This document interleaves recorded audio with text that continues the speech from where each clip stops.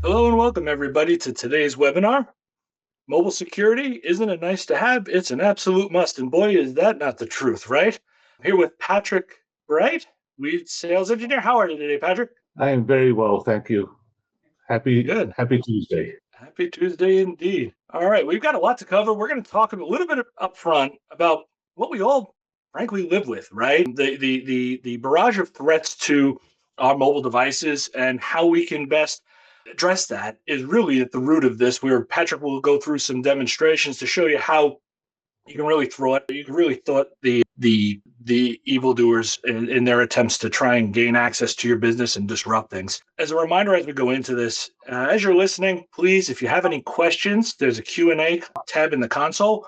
Feel free to drop them in at any time, and we will have some time at the end to be able to address them. All right, so it's Tuesday, as Patrick mentioned, probably another mobile attack headline day, right? There's nonstop news in this space, and year after year, we all see the common statistics that go out. The numbers just get worse, right? You know, the level of threats, the sophistication of threats, and the expense to recover from attacks just continue to put more and more stress on all of us as end users, but also in our organizations, right? So this is a story that has been building and continues to build, and these are the latest numbers. These are still the 2024 numbers from these reports.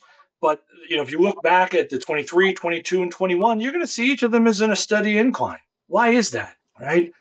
You think about our mobile devices. There's so many different ways that the bad guys can get in, right? You've got everything from thinking about malicious networks, right? And so connecting to a Wi-Fi network that's suspicious, apps that are loaded on the devices, right? If it's a nefarious app, is it listening? Is it being used for remote control to leak data, right? You've got the web itself, right, which has always had its sketchy corners, right? Even more so from a mobile standpoint, right? Because stealing credentials is just something that gets done, and we'll talk about that a little bit more in a minute. It's something that gets done more regularly and a little bit more kind of easily. And then there's the operating systems themselves, right? Is everything up to date, patched? There's versions of everything, right? So then we get into the So, experiences we all have from a mission standpoint, right?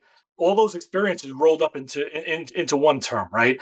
Whether it's a traditional email phishing attack that we see on our mobile device, voice calls, SMS messages, or even QR codes. I mean, I think twice now every time I pay for a parking meter, right? Because the bad guys are slapping false QR codes on things like that, around town, and unsuspecting users just go up and scan and put their credit card information, thinking they're paying a couple of bucks for the meter, and they just gave away all their data. yeah, so preventing phishing attacks is one of the biggest strengths of our mobile threat defense solution, which we'll cover in just 1 second. And to go back to what Rob was saying earlier about the device level attacks, the network level attacks, application level attacks, that's what we consider the DNA attack vectors. So device, network, application threats plus phishing covers a vast gamut of protection against device attacks. So Yeah, yeah, we try to provide full device threat protection, because a lot of times you've got to protect the users from themselves as well. So yeah, it's exactly. We all carry mobile devices, right? Why is it that this vector, the mobile ecosystem, is so attractive to the bad guys, right? If you think about, right, number one, we always have our devices on us, right? I mean, think about, when's the last time you left your house without it and then didn't run back in to get your smartphone, right? You you don't leave home without it, is the old cliche, right? But another one of the reasons it becomes such an easy attack vector is, think about what we do with our phones. It's on demand, right? You could be anywhere, right, and you make in the moment decisions on it. It's impulse. You're anything from, I decide which side to reach for when I'm at the checkout lane, right? Do I want to pay by smartphone, or do I want to pay by wallet, right? It's really a matter of which pocket am I reaching into. We use these things for so many purposes that there's an innate trust there, right? We've all forever carried our wallets, never think about what's in them, because we know what's there is ours. We think the same way in a lot of ways about our smart devices, but yet we know what we actively put on there, but we don't necessarily know under the hood if it's legit unless it's been vetted, right? So think about a scenario that's driven that the threat actor is going to capitalize from that. You're out, maybe it's on a on a weekend night. Let's just call it a Friday night. Right? You get some sort of an alert like this, like a bank alert, right? With a link. Hey, you know what? This is disconcerting. I get an alert about my bank account. Yeah, let me check out what's going on there. I'm out. I've already given up, right? I clicked on a link that was not necessarily legit, right? What is the right thing to do? We all know what the right thing to do is. Right? I'm not going to respond to the link in the SMS. I'm going to go to my go to my credit card company website and log in properly, and or I'm going to call the number on the back of my card. I'm going to do things the way I know I'm supposed to do it. But that impulsiveness that comes with the mobile device, it's like I can take care of this right where I am, and then I don't have to think about it anymore. This is the story that the threat actors are counting on, right? Think of another scenario. I'll take Patrick, for example. Patrick's got a good network on social media with a lot of business contacts. And if I'm a threat actor, I'm gonna spend a couple of bucks, maybe $10, go on the dark web and see what I can find out about me as Patrick's colleague, right? And how we're connected. Then with that information, I'm gonna create a text message to Patrick that appears to be coming from me that says, "Hey Patrick, we got this event coming up in a couple of weeks. Did you log in a while and set up your stuff? I've been asked about it, and if we don't get it in by the end of the week, right? You might miss the boat on the rate for the event or for your flight or whatever, right? I just took care of mine. Here's the link to go check care of yours." Patrick can go in, clicks that link, and I've been fished. you've been fished, right? And you think Exactly. about this, right? This happens in real life, and the evildoers are putting the thought into making that experience as much what we all are used to and expect as they possibly can, right? I mean, they're going to provide a link that looks like one that should be. They're going to ask you for your username. There's going to be that pause while they take that information that you populated into this fake interface, put it in the real one. Then then the screen's going to come up with, right, enter your password, your login credential, the other half of your login credential. Then they're going to be that pause while they verify on their side that, hey, that works in the real system. And now you've given them the keys, right? This is And the there's type just of thing that. Go ahead, Patrick. yeah, I'm sorry. Yeah, there's just so many different attack vectors on a mobile device. Like you can't necessarily hover above a link to confirm. You have Facebook messaging, you got SMS messaging, you got LinkedIn messaging, et cetera. So different, many different ways in which an actor can mimic and make things seem real. Yeah.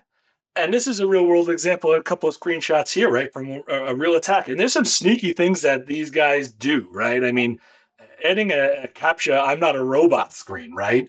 Again, fuels my feeling of this is safe, right? And, chances are not necessarily going to notice a difference, an extra hyphen or a different order of words in the URL to pick up on, hey, wait a minute, this isn't the widget site, right? I've already gone through the capture. Again, I just want to get this done so that I can get back to maybe it's Friday night. I want to get back to my weekend, right? But let me do this now because I will forget if I don't do it right away, right? So again, that impulsiveness plays into where what the bad guys are counting on, right? So how do we stop this, right? This is why everybody's here. This is what we really want to focus on, right? We provide, as a part of our solution set, we provide mobile management and mobile security, right?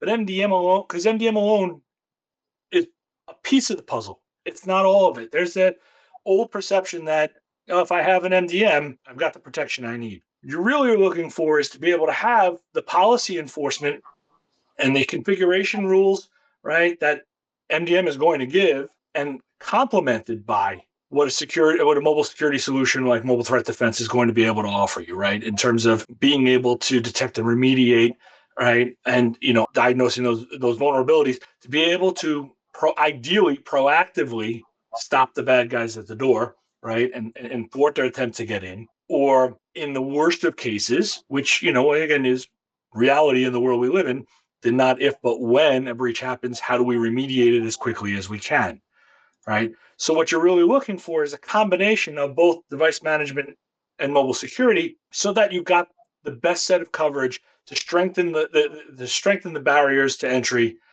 but also be able to take the action to remediate as quickly as possible and close that window of time should threat actors successfully get through the front gate, if you will. Now, when you're talking about implementing any of these things, especially in a corporate environment, compliance, how do you get everybody on board, right?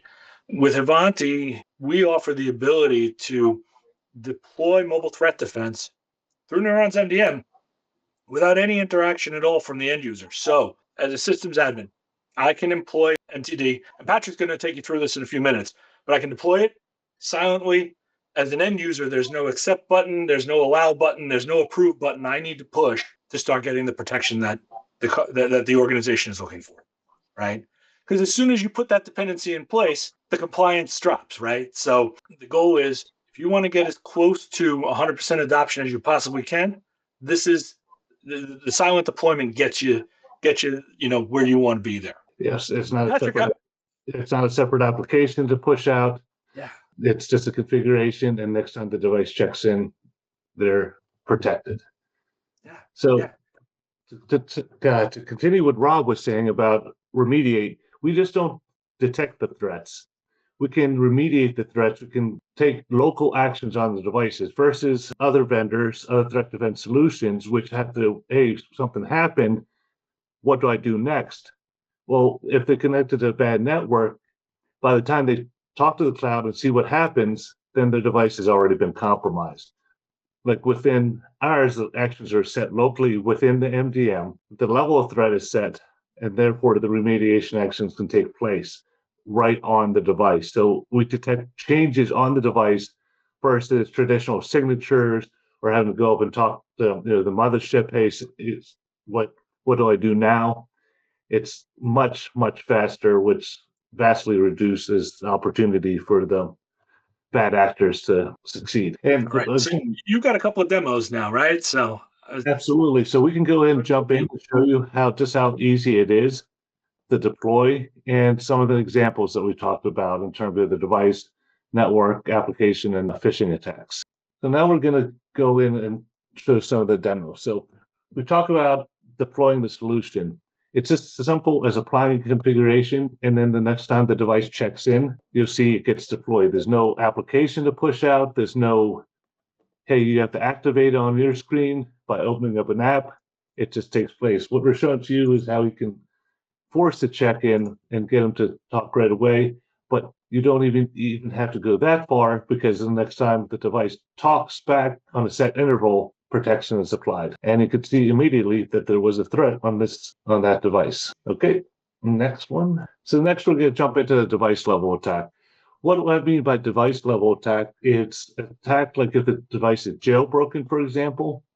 Someone try to root the device if the device is rooted, and then they try as a BYO device, they buy it like off Amazon, and that device has already been rooted, and then they try and enroll it in MDM. We can detect that and take action upon that. Or if they try and subvert the system by going into developer mode on Android, which are shown in this case, then we can take action, say, no, if you do that, we're going to stop you.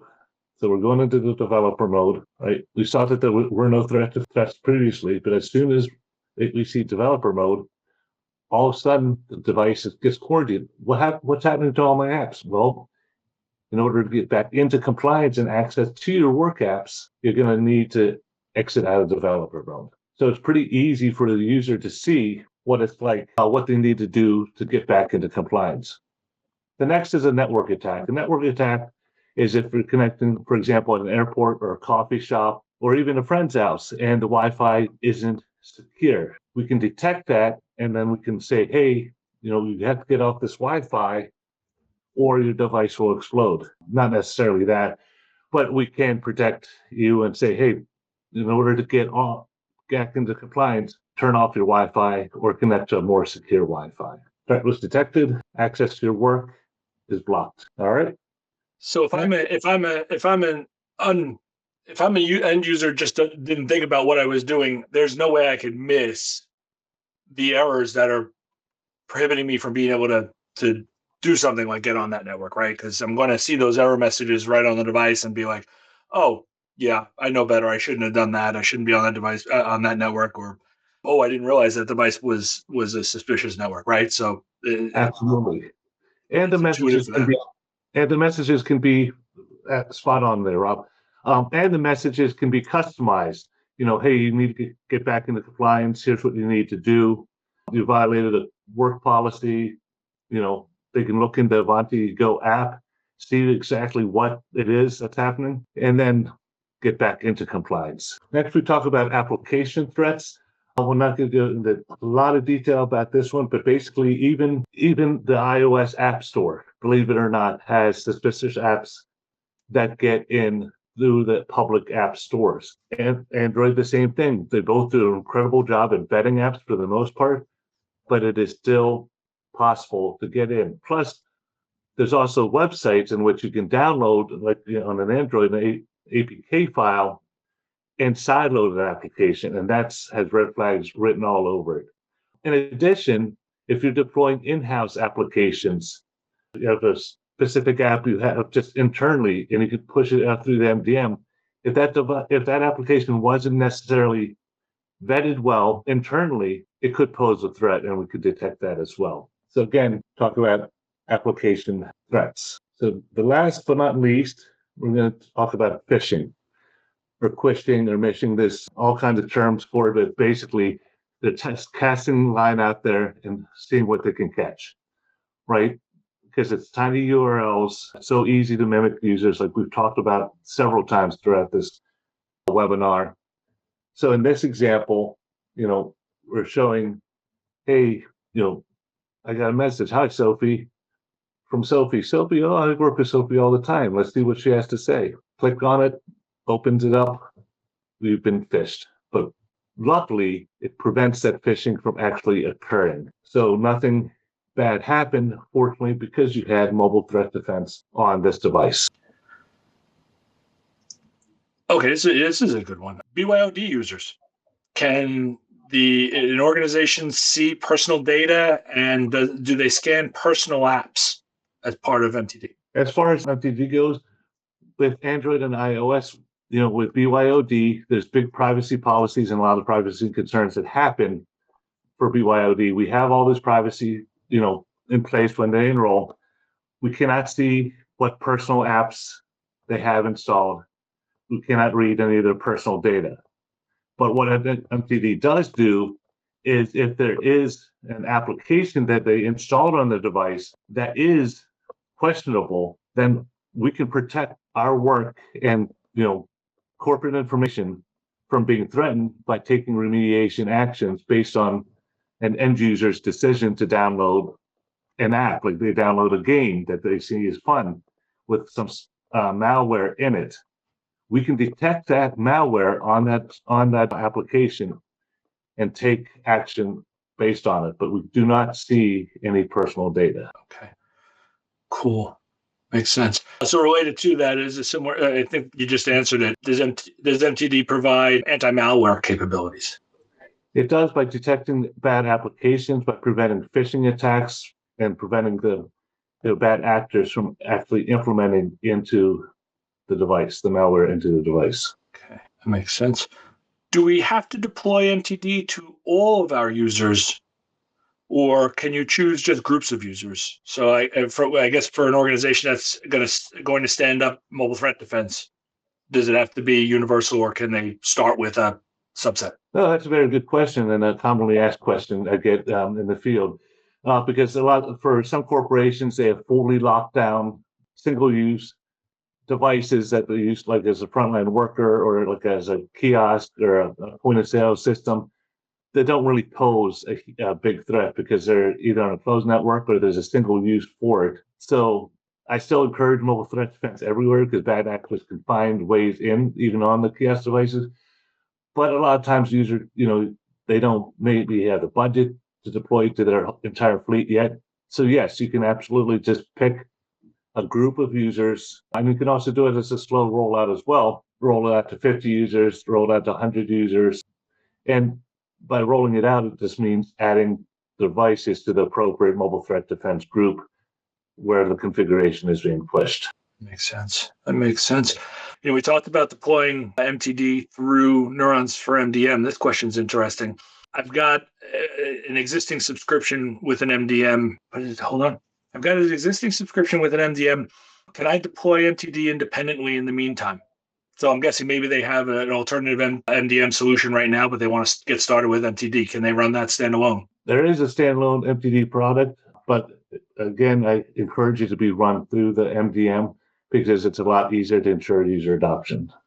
Yeah, right. And it sounds like if they want to, maybe they want to start testing it out and maybe do a proof of concept with it in the meantime. And then it's so easy to deploy it on Neurons for MDM that maybe if that's where that question is coming from, that, yeah, that's when you really put it out there for all the audience, right? All the end users in your space at that point. Yeah, and I'm happy. Please reach out to us if you'd like to have a deeper dive discussion. If you want to hear more details about it, if you want to see just have more Q&A questions. I love mobile threat defense. I come from a cybersecurity background, been doing it for 20 some years. Before that, did desktop support.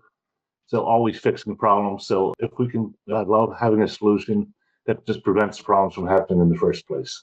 And make security availability part of security, so it's not really hindering the end user, just making sure that it's a peace of mind for the corporation and the user. That it is, right? Easier for everybody, right? Easier for the system admins and the security folks and the IT folks, but also for the end users to just, focus on this mobile security training that they probably have to take on a regular basis, but know that they've got the backup of mobile threat defense to help keep them safe. And of course, as Patrick said, we invite you to come reach out to your Ivanti team, get started on understanding how this mobile security and mobile device management coupling can really work to help your organization. With that, Patrick, thank you. Thank you to our audience for tuning in, and look forward to seeing you on a future webinar. Thanks, everybody. Thanks, everyone. Take care.